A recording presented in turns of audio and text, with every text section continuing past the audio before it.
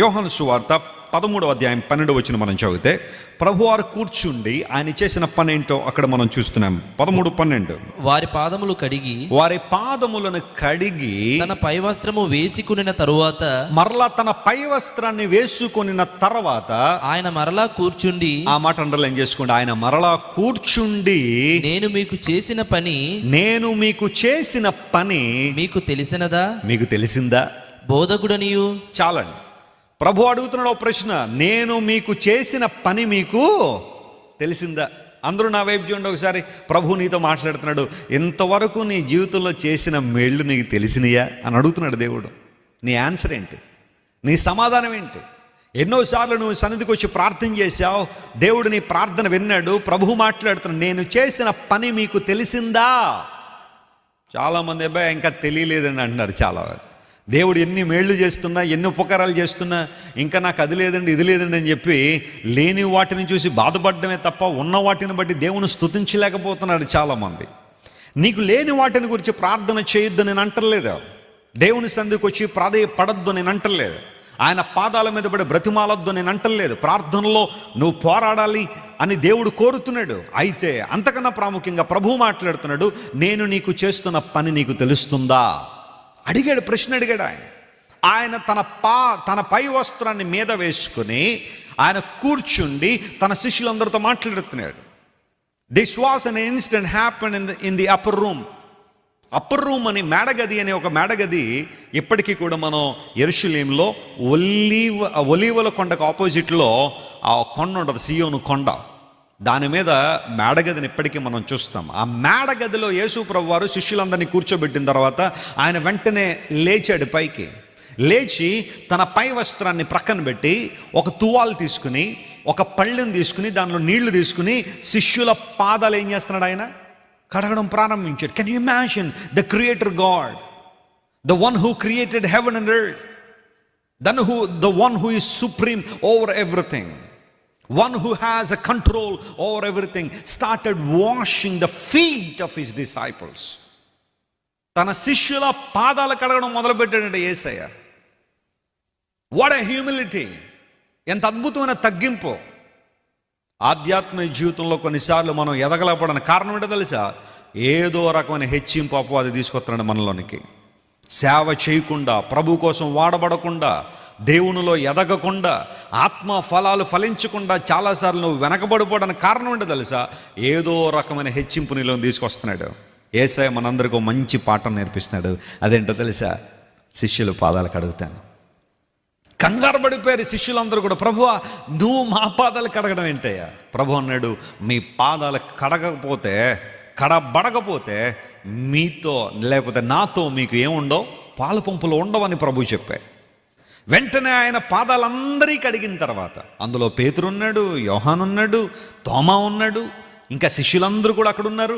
వారి పాదాలన్నీ కూడా యేసు ప్రభు శుభ్రం చేసిన తర్వాత ఆయన మరలా కూర్చుండి ఇప్పుడు అంటున్నాడు, నేను చేసింది మీకు తెలిసిందా అన్నాడు. ఆయన ఏదైనా ఒక గొప్ప కార్యం ప్రభు నీ జీవితంలో చేస్తే ఆయన ఎక్స్పెక్ట్ చేసింది ఏంటో తెలుసా? అది ఎందుకు చేశాడనేది దేవుడు నేను గమనించమంటున్నాడు. ఒక ఆశీర్వాదం దేవుడు నీకు ఇస్తే ఆయన అడుగుతున్న ప్రశ్న ఏంటో తెలుసా? ఈ ఆశీర్వాదాన్ని నీకు ఎందుకు ఇచ్చానో తెలుసమ్మా అని దేవుడు అడుగుతున్నాడు. కొన్నిసార్లు ఆశీర్వాదాలు పొందేసుకుని మనం గైర్హాజరు అయిపోతూ ఉంటాం. చెప్పండి, ఏమైపోతూ ఉంటాం? గైర్హాజరు. ఆశీర్వాదాలు పొందుకుని కనబడరు కొంతమంది, దేవుని సన్నిధికి రారు.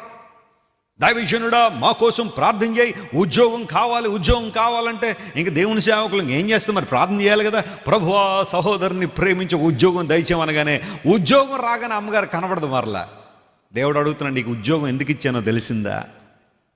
ఒక హౌస్ కావాలని అడుగుతున్నావు దేవుని దగ్గరికి వచ్చి, ప్రభు ప్రేమించి ఒక ఇల్లు ఇచ్చాడు, వస్తున్నావా దేవుని దగ్గరికి? గుర్తున్నాడా ప్రభు?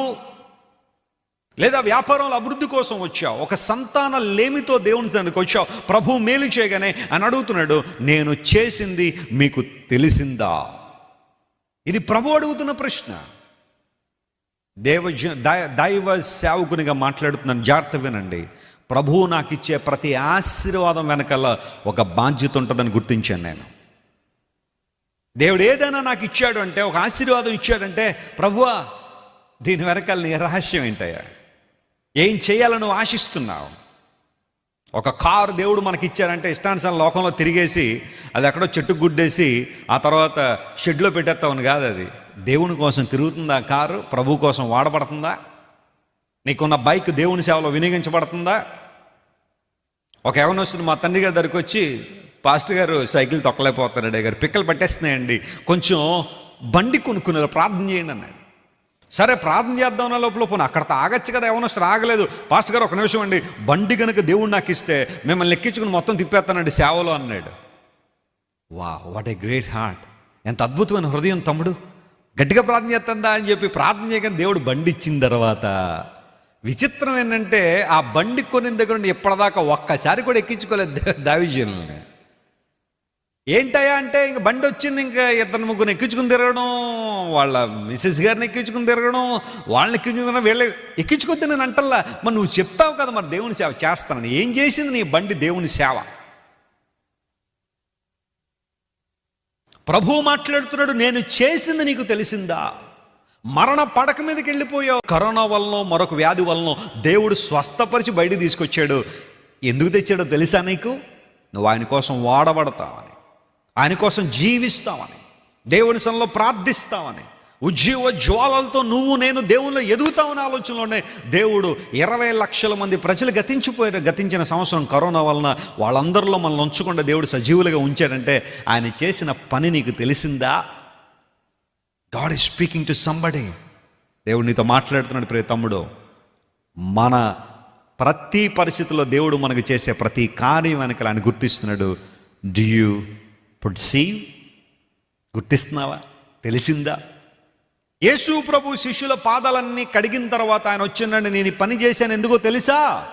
ఎందుకు నాయన అడిగితే, నేను మీకు చూపించిన మాదిరి ప్రకారం మీరు కూడా ఏం చేయాలా? మాదిరిని అనుసరించాలి. మీరు కూడా ఒకరి పాదాలు ఒకరు ఏం చేయాలా? కడగాలి. అంటే పాదాలు కడగాలంటే ఇప్పుడు గవ్వ వెళ్ళిపోయి పళ్ళెని తీసుకుని దాని నిండా నీళ్ళు తీసేసుకుని శుభ్రంగా కడిగేసి తుడిసేసి ఇంటికి వెళ్ళిపోమని కాదు అక్కడ అర్థం. పాదాలు కడగడం అంటే ఒకరినొకరు ఏం చేయాలట? సన్మానించాలి. 12 మంది శిష్యులు 12 రకాల మనస్తత్వాలతో కూర్చున్నారు అక్కడ. దేవుడు వాళ్ళందరినీ కూడా ఒక్కొక్కరిలో లోపాలు ఎంచాలంటే ఒక్కొక్కరితో 3-5 పేజీలు లోపాలు ఉంటాయేమో వాళ్ళ దగ్గర, కానీ అవేమి యేసుప్రభు ఎంచలా. ఆయన చేయాలనుకున్న ఆ పని చేశాడు. చాలాసార్లు మనం అనేక మందిలో లోపాలు వెతుకుతూ వీళ్ళు అలాగండి, వీళ్ళు ఎలా అండి, వీళ్ళు అది లేదండి, ఇది లేదండి అని చెప్పి సన్మానించాల్సింది పోయి భయంకరంగా బాధిస్తూ వేధిస్తూ జీవిస్తూ ఉంటాం. కానీ బైబిల్ సెలవిస్తూ ఉంది, honour one another, forgive one another. క్షమించుకోండి, నేను మిమ్మల్ని క్షమించిన ప్రకారం, నేను మిమ్మల్ని సన్మానించిన ప్రకారం. తెలిసిందా?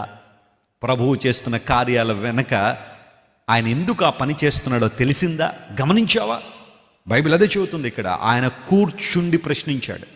ఆయన కూర్చుని ప్రశ్న ఎక్కడో గబగబ వెళ్ళిపోతూ ప్రశ్నించలేదు. God demanded an answer from them. దేవుడు మాట్లాడుతున్నాడు, నీకు చేసే ప్రతి అద్భుతం వెనకాల ఆయన మనసేంటో నీకు తెలిసిందా? నీ జీవితంలో పొడిగిస్తున్న నీ ఆయుష్ వెనకాల రహస్యం ఏంటో నీకు తెలిసిందా? దేవుని మాదిరిగా పెట్టుకుందాం. ఆయన కృపలో మనం వర్ధిల్లుదామని దేవుడు కోరుతున్నాడు.